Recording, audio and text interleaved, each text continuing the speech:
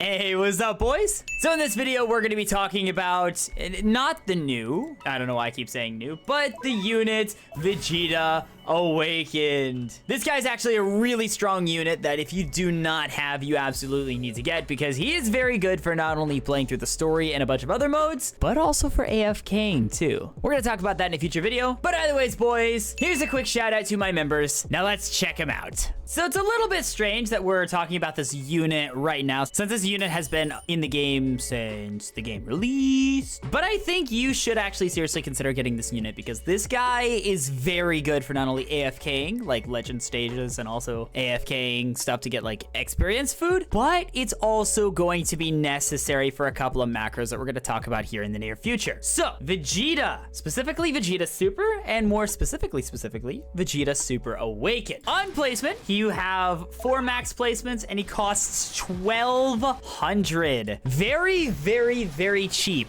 but he's also got a very low SPA. Keep in mind, this guy also has a SPA and range, but also Z plus damage, so it's not necessarily going to be amazing. You may not have the same stats, but he does have Blitz for his trait, and I would actually recommend having Blitz as your trait for VEGETA Super because of how quickly bro can attack. Now, his passive, Proud Warrior. SPA drops by 20% if the only units in range include the name VEGETA, and Overwhelming Power. Damage plus 100% when hitting one enemy. So this guy's also going to be really flippin' good for bosses, since he basically gets a ×2 damage buff whenever he's attacking a boss. All right, so upgrade 1, he costs 1,650 yen, and he gets a little bit of a damage buff. Mine goes from 2.27k to 2.83k, and he does gain a little bit of a range buff, but it's basically kind of the same. Upgrade 2, he basically gets a ×2 damage buff.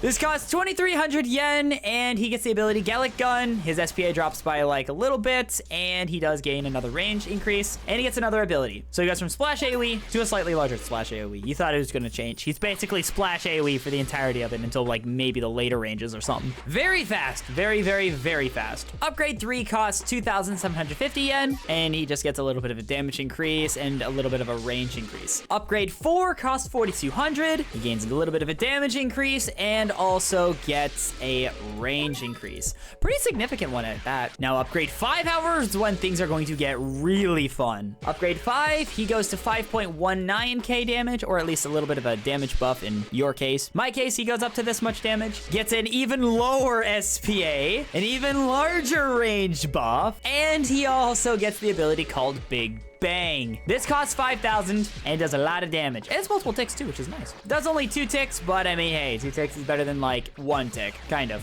In some instances. Upgrade 6 costs 6,150 yen. He gets a little bit of a damage increase. SPA stays the same. He gets a range buff, so he can hit units from further away. Upgrade 7, he gets a little bit of a damage buff. SPA stays the same. The range does increase by about 2 studs, roughly, give or take a few. Upgrade 7 costs 7,500, and he gets a damage increase. SPA stays the same, but his range increases by a whole stud, it looks like. Now for upgrade 9, he gets a damage increase. His SPA increases a little bit up to 3.9k in my case. He gets a little bit of a range buff, but he gets the ability called Final Flash. And this time he goes to line AoE. It looks like it does multiple ticks of damage too, so like maybe 6-ish it looks like, kind of. Upgrade 10, he goes to 9.05k damage in my case. His SPA drops down to 3.6k. His range goes up to 41 studs, and he stays line AoE. Upgrade 11, he goes up to now breaking 10k damage. His SPA stays the same, but his range, it is increased by about a stud. And that is VEGETA completely maxed. So line AoE, dudes. It's kind of interesting, so maybe it might be best to place VEGETA on longer hallways. Stuff like this, in the event that you actually do get him upgraded to Final Flash. If you're macroing, then you probably won't need to worry about it as much, because you're not really going to be upgrading VEGETA to his max. Now, the only downside that VEGETA really has is if any unit is within his range, he loses that 20% SPA buff. So, for instance, if I were to demonstrate Haruka Rin, which I guess I will still demonstrate Haruka Rin and his damage and everything, but if I place Haruka Rin here, it goes up to 4.5 seconds. Little bit slower. Now, it's not a huge deal, but at the same time, you are still missing out on a little bit of extra damage and a couple of extra hits on some units. So it's not bad, but again, if you're going to be using VEGETA, it's better just to completely miss out on it because he hits a whole lot more. So I'm going to go ahead and place down down all 4 Vegetas just so we can kind of show off how much anarchy and chaos we can get from every single one of them. But serious, on placement though, 2.33k. That is really good, especially with that what is it? Especially with that 3.9 second SPA. That is stupid good. So even though these guys are going to have an SPA major reduction, or a major increase, it's fine. These guys are still going to be doing a lot of damage. So yeah, here they are. Max damage, completely maxed out. This is with Haruka Rin, which I will demonstrate his damage with Haruka Rin once Haruka Rin actually gets to her complete max love dance buff. But yeah, it's really flipping good. You're gonna want Vegeta and you're gonna want to evo him as soon as possible, specifically for macroing.